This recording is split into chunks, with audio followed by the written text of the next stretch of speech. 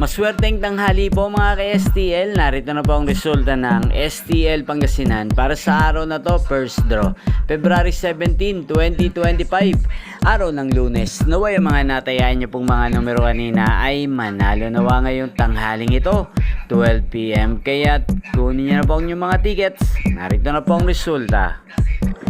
Ang mga numerong nanalo sa STL Pangasinan ngayong tanghaling ito, February 17, 2025, 12 PM. First draw result, 31 at 1 in exact order.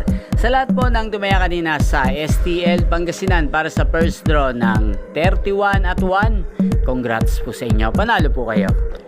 At ngayong tanghaling ito sa STL Pangasinan, atin pong i-shoutout si Kuya Menard ng Pangasinan na lagi din pong nanonood sa channel na to. Shoutout po sa inyo Kuya Menard.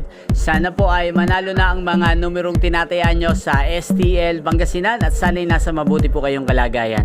Gayun din po sa lahat po ng mga taga Pangasinan dyan na laging nanonood sa channel na to. Shoutout po sa inyo.